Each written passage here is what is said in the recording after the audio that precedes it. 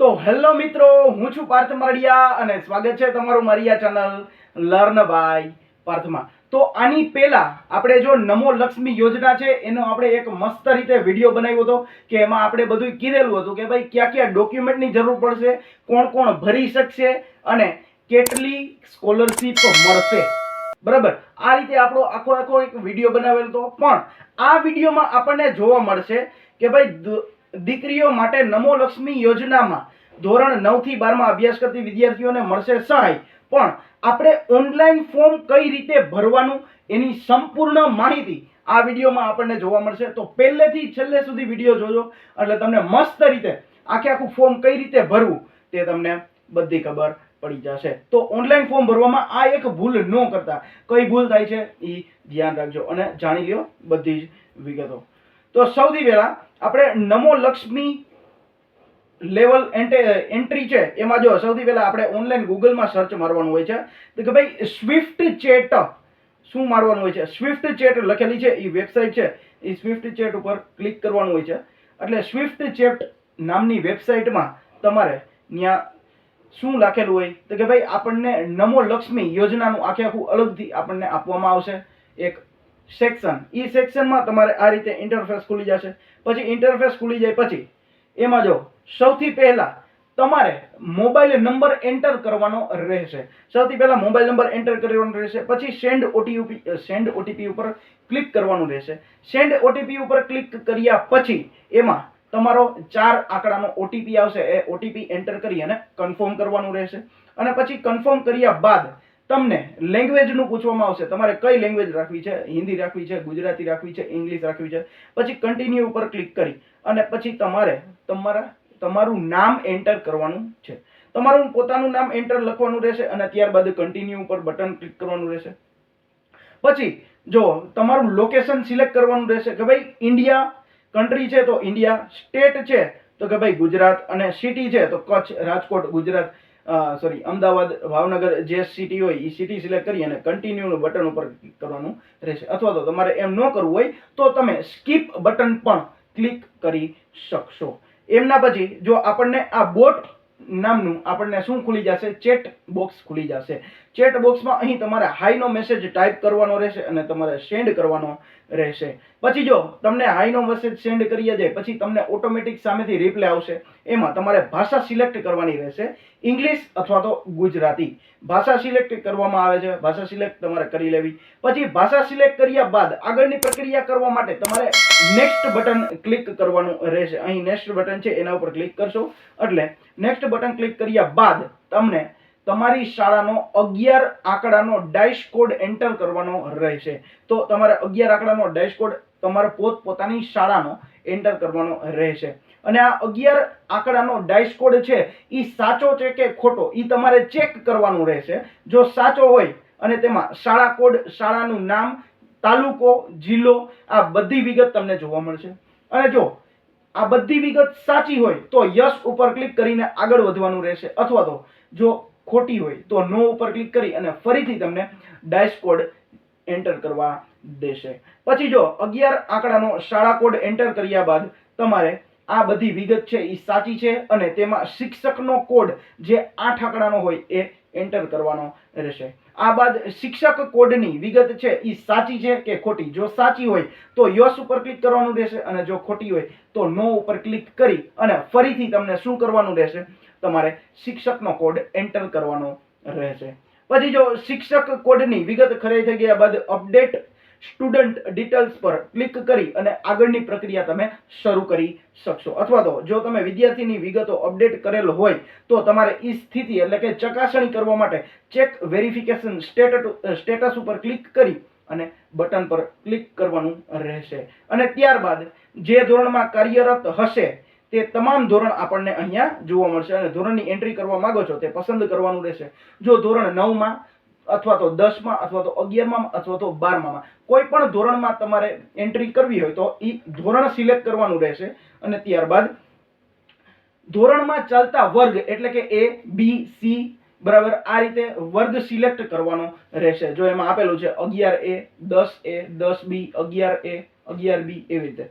પછી હવે આ રીતે સૌપ્રથમ જો સૌથી પહેલા ઈ એન્ટર કર્યા બાદ હવે આપણને ડિક્લેરેશન ફોર્મ એક બાંયધરી પત્રક આપણે ડાઉનલોડ કરવાનું રહેશે, જે તરત જ આપણે ખુલી જશે, તમને બોટ દ્વારા આપવામાં આવશે, જેમાં કોઈ પણ વિદ્યાર્થીની આ સ્કીમ છે ઈ લાભ લેવા માંગતી ન હોય, એટલે કે આ યોજનાનો લાભ લેવા માંગતી ન હોય તો એમને ડિક્લેરેશન ફોર્મ છે એની પ્રિન્ટ કાઢવાની રહેશે, અને તેમાં જો નો ઉપર ક્લિક કરી અને તેવા કિસ્સામાં શાળાના શિક્ષકે છે ડ્રોપ ડાઉન બોક્સમાંથી ના પસંદ કરવાનું રહેશે અને ડિક્લેરેશન બોક્સ ફોર્મ ડાઉનલોડ કરી અને તેમાં વિદ્યાર્થીની માહિતી ભરી વિદ્યાર્થીની સાઇન, માતાની સાઇન અને સ્કૂલના આચાર્યના સહી સિક્કા કરવાના રહેશે અને પછી પાછું ફરીથી અપલોડ કરવાનું રહેશે. જો કોઈ શિક્ષક છે એ ધોરણ 9 અને વર્ગ એની ડેટા એન્ટ્રીમાં કાર્ય કરતું હશે તો બીજા કોઈ તેમના જ વર્ગ શિક્ષક છે એ ધોરણ 9A ની એન્ટ્રી છે એ કરી શકશે નહીં. શું કામ? કારણ કે એક શિક્ષક છે એ એક જ વર્ગની એન્ટ્રી કરી શકશે,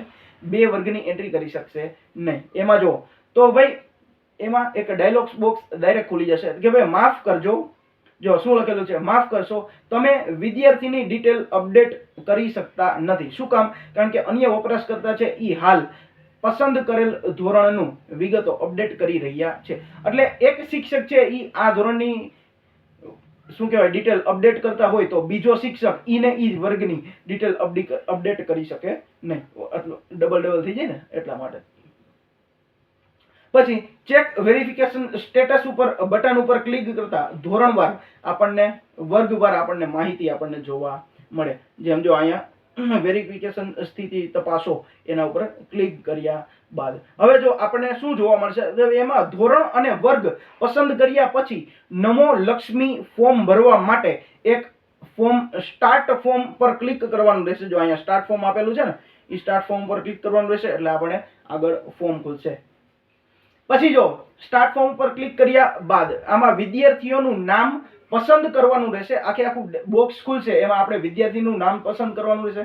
આપણામાં ધોરણ 9 માં જેટલા વિદ્યાર્થી એટલે કે જેટલી ગર્લ્સ ભણતી હોય એટલી બધી વિગત શો થશે. બધી જ વિગતના બધી જ છોકરીઓની વિગતો આપણે જોવા મળશે. અને જો વિદ્યાર્થીનું નામ પસંદ કરવાનું છે, ડ્રોપ ડાઉન બોક્સમાંથી વિદ્યાર્થીનું નામ પસંદ કરવામાં આવે અને એમાં 18 અંકનો એટલે કે ધોરણ અને વર્ગના લેબલ વાળો આપોઆપ ડેટા શું થઈ જશે, ભરાઈ જશે, જોવા મળશે. નોંધ કે જો આ ડ્રોપ ડાઉન બોક્સમાં કોઈ પણ વિદ્યાર્થીનું નામ જોવા ન મળતું હોય તો જો નામ ન દેખાય તો ચાઇલ્ડ ટ્રેકિંગ સિસ્ટમ એટલે કે CTS દ્વારા વિદ્યાર્થીનું બધી ડિટેલ છે એ અપડેટ કરવાની રહેશે. અને વિદ્યાર્થીનો ડેટા ભરાઈ ગયા બાદ વિદ્યાર્થીની પાસે જો તેમની વિગતો છે તો હા પસંદ કરી અને તેમની આગળ પ્રોસેસ કરવાનું રહેશે. અને ના પસંદ કરશો કે ભાઈ તેમની પાસે અત્યારે ડોક્યુમેન્ટ નથી તો ના પસંદ કરવાનું રહેશે અને આ બધો ડેટા છે એ સેવ થઈ જશે અને પછી આગળ નવી વિદ્યાર્થીનું કામ ચાલુ કરવાનું રહેશે. અને જો હા તમે એની પાસે ડોક્યુમેન્ટ હોય અને હા પસંદ કરશો તો એમાં ઓટોમેટિક ફોર્મ ખુલી જશે અને વિદ્યાર્થી પાસે તેમની વિગતો છે તો ડ્રોપડાઉન બોક્સમાં હા પસંદ કરો અને જો ન હોય તો ના પસંદ કરો અને પસંદ શાળાના શિક્ષક દ્વારા અપડેટ કરવાનું રહેશે. નોંધમાં શું લખેલું છે કે ભાઈ સૌપ્રથમ તમામ વિદ્યાર્થીની માટે ડિફોલ્ટ એટલે કે યસ ટીક કરેલું જ હશે. માતાની માહિતી ભરી શકાશે. જો વિદ્યાર્થીની આ સ્કીમનો લાભ લેવા માંગતી ન હોય તો ના ઉપર ક્લિક કરી અને જે મેં તમને કીધું એમ ડિક્લેરેશન ફોર્મ તમારે પ્રિન્ટ કરવાનું અને એના ઉપર વાલીની સહી, વિદ્યાર્થીની સહી અને આચાર્યના સહી સિક્કા કરાવી અને પછી ફરીથી આપણને 2 MB ની અંદર JPG, JPEG અથવા તો PNG ફોર્મેટમાં તમારે પાછું અપલોડ કરવાનું રહેશે. આથી આપણને એવું સાબિત થાય કે ઈ વિદ્યાર્થીની છે એ આ સ્કીમનો લાભ લેવા માંગતી નથી. ચાલો, અને જો વિદ્યાર્થીની આ સ્કીમનો લાભ લેવા માંગતી હોય તો તેવા કિસ્સામાં શાળાના શિક્ષક દ્વારા ડ્રોપ ડાઉન બોક્સમાંથી યસ પસંદ સિલેક્ટ કરવાનું અને તેમના વિદ્યાર્થીના અથવા તો વાલીનો શું કરવાનું રહેશે, મોબાઈલ નંબર સિલેક્ટ કરવાનો રહેશે અને સ્ટુડન્ટ પર્સનલ ડિટેલ પર ક્લિક કરવાથી આ રીતે વિદ્યાર્થીનું આધાર કાર્ડ મુજબ વિદ્યાર્થીનું નામ અને આધાર નંબર નાખવાનો રહેશે અને આધાર કાર્ડનો સૌથી ફ્રન્ટ પેજ અને આધાર કાર્ડનું બેક પેજ એટલે કે ભાઈ પહેલો ફોટો અને બીજો ફોટો આગળ પાછળનો બે ફોટો અલગ અલગ રીતે તમારે અપલોડ કરવાનો રહેશે અને એની સાઇઝ કેટલી છે તો 2 MB ની અંદરની સાઇઝ હોવી જોઈએ.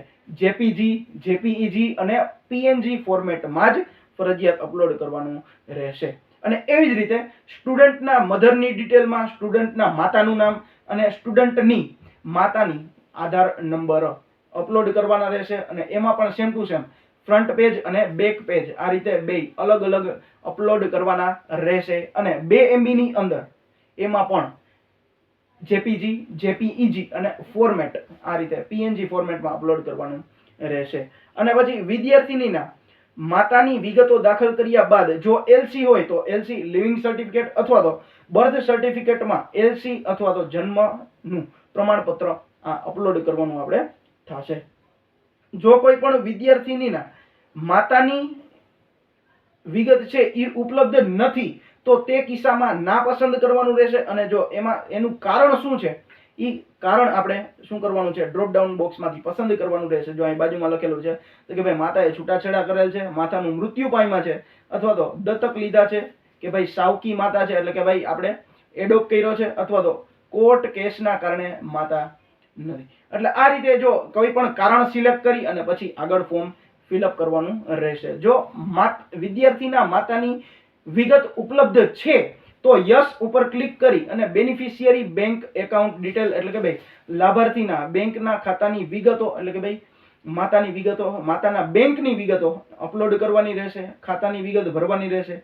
બેંક પાસબુકના પ્રથમ પાનાની નકલ 2 MB ના સાઇઝ સાથે જેપીજી, જેપીઈજી અને પીએનજી ફોર્મેટમાં અપલોડ કરવાની થશે. બરાબર. અને આ રીતે ત્યારબાદ તમામ વિગતો ભર્યા પછી સેવ બટન પર ક્લિક કરી અને વિદ્યાર્થીઓનો નમો લક્ષ્મી એપ્લિકેશનમાં ડેટા શું થઈ જશે, સેવ થઈ જશે. અને ત્યારબાદ જો અહીંયા શું લખેલું છે નોંધમાં કે ભાઈ આવકના આધાર પુરાવા માત્ર જો ખાનગી સ્કૂલમાંથી એટલે કે પ્રાઇવેટ સ્કૂલમાંથી જો 8મું ધોરણ પાસ કર્યું હોય અને 9મા ધોરણમાં આવ્યો હોય તો એમની આવકની કુટુંબની આવક મર્યાદા કેટલી છે, 6 લાખની અંદર હોવી જોઈએ. 6 લાખની ઉપર હોય તો એ આ સ્કીમનો લાભ લઈ શકશે નહીં. એમના પછી તો કે ભાઈ ઓકે, જો આ તો ઈ જ છે સેમ ટુ સેમ. તો ભાઈ માતાની વિગત હોય તો યસ ઉપર ક્લિક કરી અને પાસબુકની ડિટેલ અપડેટ કરવાની છે. આમાં એમ જ છે સેમ ટુ સેમ. હવે જો વિદ્યાર્થીનીના માતાની વિગત ઉપલબ્ધ ન હોય તો તેમાં બેનિફિશિયરી એકાઉન્ટ ડિટેલ અને વિદ્યાર્થીનીની જો માતાની વિગત ઉપલબ્ધ નથી એકાઉન્ટની તો શું કરવાનું, તો કે ભાઈ જે તે વિદ્યાર્થીનીની બેંકની ડિટેલ અપલોડ કરવાની રહેશે. એટલે ઓપ્શન છે કે ભાઈ માતાનું બેંકમાં ખાતું ન હોય તો કોનું, તો કે ભાઈ પોતાની દીકરીનું એકાઉન્ટ તો હોવું જ જોઈએ અને એમાં પૈસા જમા થશે. અને એમાં પણ બેંકને પાસબુકની પહેલા પાનાની ઝેરોક્સ કે જે 2 MB ની અંદર હોવી જોઈએ અને સાઇઝ શું છે, ફોર્મેટ શું છે, જેપીજી, જેપીઈજી અને પીએનજી ફોર્મેટમાં અપલોડ કરવાનું છે. અને ત્યારબાદ સેવ બટન ઉપર ક્લિક કરશો અહીંયા એટલે શું થઈ જશે, આપણો એક એપ્લિકેશનનો ડેટા શું થઈ જશે, સેવ થઈ જશે. પછી જો વિદ્યાર્થીનીનું નામ પસંદ કરો. ડ્રોપડાઉન બોક્સમાં વિદ્યાર્થીનીના નામની પાછળ સેવ્ડ શબ્દ લખેલો હશે તો વિદ્યાર્થીનીનો ડેટા નમો લક્ષ્મી એપ્લિકેશનમાં શું થઈ ગયો હશે, સેવ થઈ ગયેલો ગણાશે. અને સેવ બટન પર ક્લિક કર્યા પછી અહીંયા જો સેવ બટન પર છે એ ક્લિક કર્યા પછી એક વિદ્યાર્થીનીનું ફોર્મ સેવ કરવાનું રહેશે અને બીજા વિદ્યાર્થીનીનું ફોર્મ ભરવા માટે અપડેટ સ્ટુડન્ટ ડિટેલ એટલે કે જો અહીંયા લખેલું છે અપડેટ સ્ટુડન્ટ ડિટેલ ઉપર ક્લિક કરવાનું રહેશે. આ પ્રમાણે એક પછી એક ક્રમશઃ તમામ વિદ્યાર્થીનીના ફોર્મ ભરવાના રહેશે. અને તમામ વિદ્યાર્થીનીના ફોર્મ ભર્યા બાદ તેમાં કોઈ પણ વિદ્યાર્થીનીનું ફોર્મ ભરાઈ ગયેલ હોય અને ધોરણ પસંદ કર્યા પછી કન્ટિન્યુ વિકલ્પ જોવા મળશે. જો અહીંયા કન્ટિન્યુ વિકલ્પ જોવા મળશે અને આ રીતે જેના પર ક્લિક કરી અને તમે ફોર્મ શું કરી શકશો, સબમિટ કરી શકશો. અને તમામ ફોર્મ ભર્યા બાદ સબમિટ કરવું ફરજિયાત છે. આ રીતે જો અહીં કોઈ પણ તમને ફોર્મ ભરવામાં વાંધો આવે અથવા તો કંઈ ન સમજાય તો નમો લક્ષ્મી યોજના અંતર્ગત વિદ્યાર્થીઓના ફોર્મ ભરવા માટે સંદર્ભ કોઈ પણ ટેકનિકલ સમસ્યા જણાય તો તમે આ નંબર ઉપર કોલ કરી શકશો. કેટલા વાગ્યા સુધી, તો કે ભાઈ સવારે 10:30 થી બપોરે 6 વાગ્યા સુધી ફોન કરી અને માર્ગદર્શન મેળવી શકશો. તો આ રીતે આઈ હોપ કે તમને મસ્ત રીતે ફોર્મ ભરતા તમારે શીખાઈ ગયું હશે અને આઈ હોપ કે હવે તમને ફોર્મ ભરવામાં વાંધો આવશે નહીં.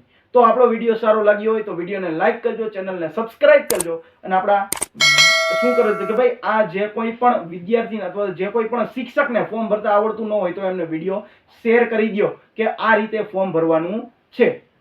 બરાબર, તો આ રીતે આપણે મળીએ કોઈક નવા લેક્ચરમાં નવા ટોપિક સાથે. Thank you.